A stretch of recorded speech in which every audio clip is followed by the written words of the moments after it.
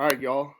People that are missing, you were greatly missed recently. And I'm going to try and give you kind of a quick rundown of what we did so that you're somewhat in the same place as the rest of class. And on in this email, which you'll get this video, also on Canvas, I'll post a PDF of The Princess and the Goblin.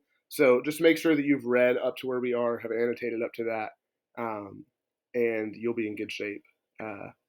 So anyway, what we did on the day you guys missed was we started just by kind of recapping the year.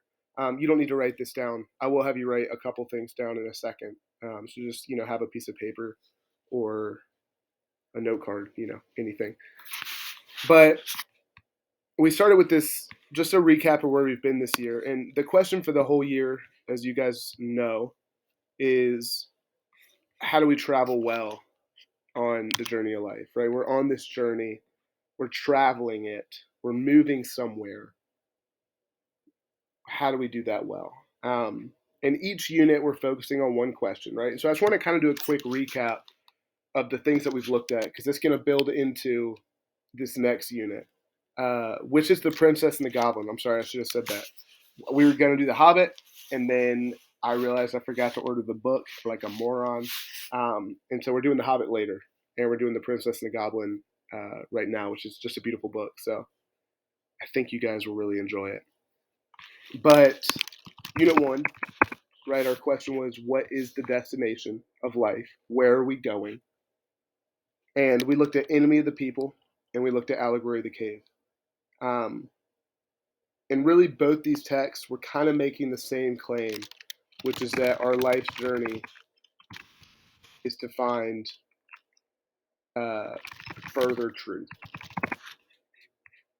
Right? And I'm using this word further very purposefully because both texts acknowledge that, especially Allegory of the Cave, that our tiny human brains cannot fully understand an infinite truth, right? If God is truth, our human brains cannot get all of that.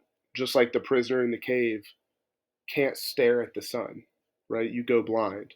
So the journey of life is about slowly getting more truth, a further understanding of reality, escaping the cave, escaping the Truman Show, knowing more and more and more.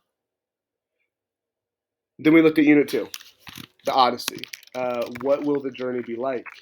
And looking with Odysseus, right? The character of Odysseus, he taught us a lot of things. One is that it's going to be a journey of twists and turns, right? There's going to be hardships, there's going to be hurt, there's going to be pain, there's going to be confusion, there's going to be joy, and there's going to be more hardships and more hurt and more joy, right? And it's cycle and it's cycle, and it's not a straight path, right? The journey of life is not a straight line. But with Odysseus, it's a journey home. And we talked about with Odysseus with that word home, right? What we mean with that is that home is metaphorical for wholeness, for completeness, for shalom, right? And if you guys remember that part where Odysseus has to clean out his palace, he has to cleanse everything that is broken before he becomes whole, before he gets home, right? That's metaphorical for that journey that all of us are on, a journey of twists and turns to find wholeness, right? To fix the brokenness in our lives. Then we get to Ecclesiastes, Unit 3. On this journey, where can we find joy and satisfaction? And Ecclesiastes is an odd book, right? And Qoheleth basically comes to the conclusion that we can't find it solely with things under the sun, right? With things on earth, if we take them and them alone, it does not satisfy. It does not make us whole.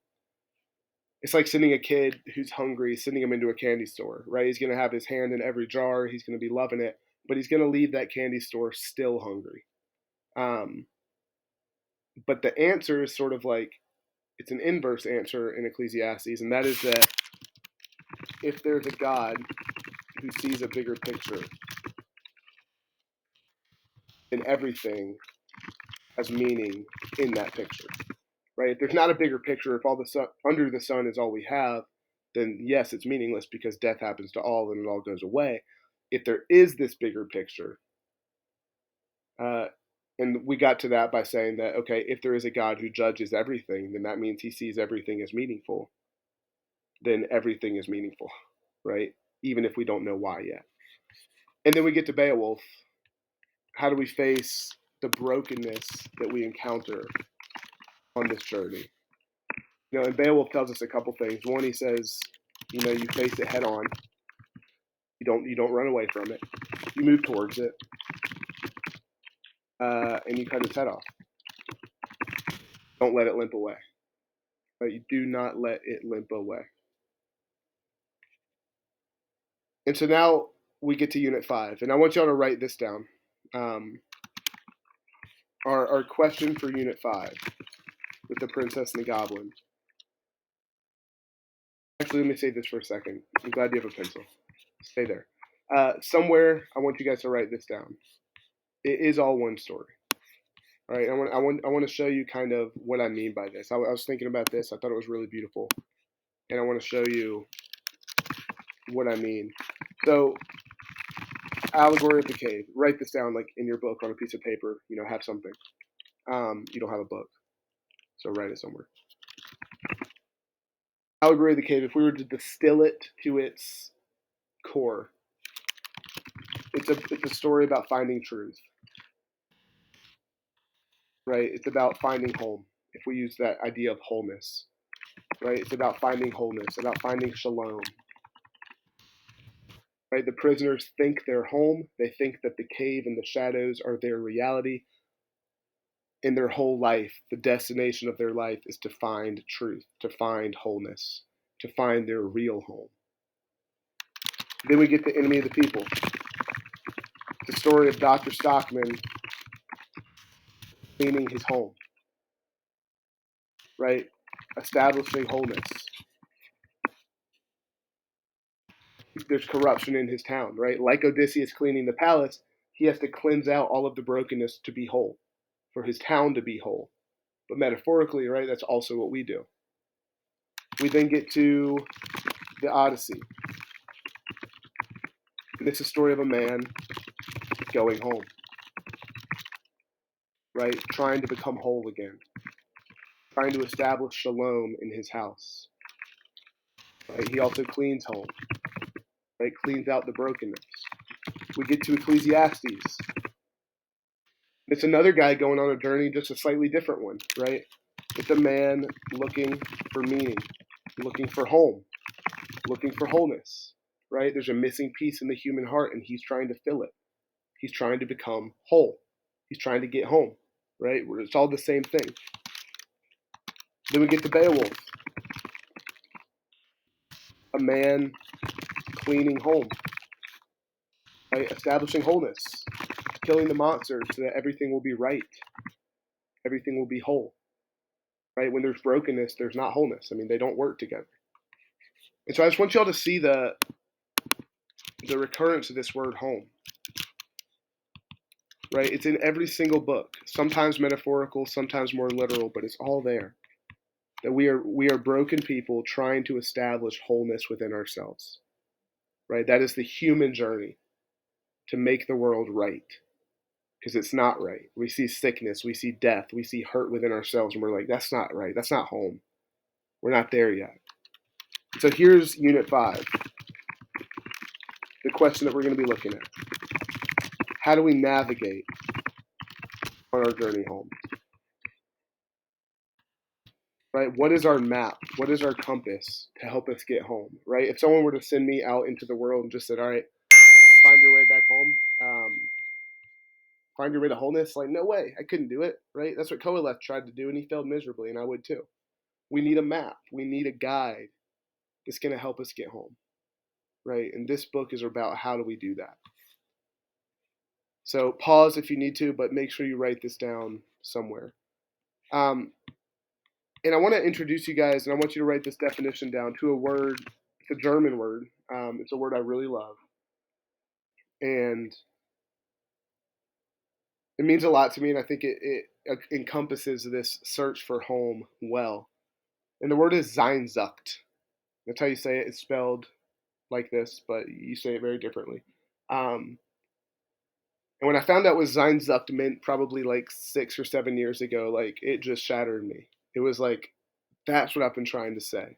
That's what I've been feeling my whole life. And so here's what Sehnsucht means. It means an indefinable longing for something more.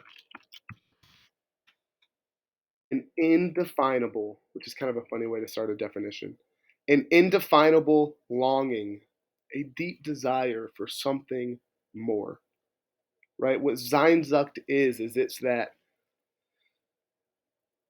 deep understanding that we're not whole yet, that we're not home. It's that thing that keeps you up at night and you don't know why, but you just know you're not satisfied yet. You're looking for something. It's that hunger. It's like when I've used this analogy before, it's like when you're hungry and you don't know what you want to eat, but spiritually, right? It's this deep hunger within you that never goes away. And the world tells you like, oh, you'll satisfy it once you graduate high school and get to college. Then you'll stop longing. That's not true. It's like, okay, well, maybe once I get married and have a family, I'll be full. But that longing is still there. It's why when we read books about people who buy a van and go out west, we're like, that's it. I'll find it there. But the people out west are buying vans and trying to come east. And the people out east are traveling over the world because we're all looking for it, right? Whatever it is, we're looking for it. We try and find it in relationships. We try and find it in money. We try and find it everywhere. And yet there's still this thing within us that is hungry, right? It's a cosmic hunger that never goes away. And I want y'all to keep this in mind because as we read, we're going to talk about this word a lot, right? This is a book about that longing, about this little girl who feels this longing and chases it, and yet at the same time doubts that maybe she's crazy, right? It's a book about religious doubt in a lot of ways, which I think is why I love it, because I'm someone who doubts a lot. Um, so with that being said, keep that word in mind. And here's what I want you guys to annotate in chapters 1 through 4. That's what we're reading. It's a kid's book, extremely easy to read. Um, but everything that George MacDonald says somehow has a deeper meaning, right? So pretty much everything has layers in this book. So don't assume that anything is just what it is. If you see a door, it's probably symbolic of something other than just a door, right? If you see, you know, we'll talk about it when we come back. So here's the things I want you to look for in chapters 1 through 4. Anything about longing or curiosity or desire or dissatisfaction or Sehnsucht, right? That's kind of all saying the same thing. Like in the first chapter, it'll say that the princess was always looking towards the sky. Right, man. What does that show? It shows that she's longing for something. Right? Have you guys ever found yourself just like staring at the stars? You may not say it this way, but you're longing. There's something you want. You're dreaming, right? You're looking at God. You're longing. Notice that sort of stuff. Anything about her curiosity, her dissatisfaction. You'll see a lot of that in chapter 2. It's like Ecclesiastes, right? She's looking for something, just like all of us. Anything about the nature of darkness. So when it describes the goblins, especially in chapter 1, I want you guys looking at like, what does it say about darkness? What does darkness do? How does it change the goblins? And then lastly, kind of the main character of this whole book is called the grandmother. And I'm not going to say anything more. All I want you guys to think about and to try and figure out is who is this grandmother figure, right? What is she? What does she represent? She's a weird figure. So after you've watched this, after you've written this stuff down, read chapters 1 through 4. I'll see you guys Monday and Tuesday. I hope you're feeling better. Much love to all of you, and go get them.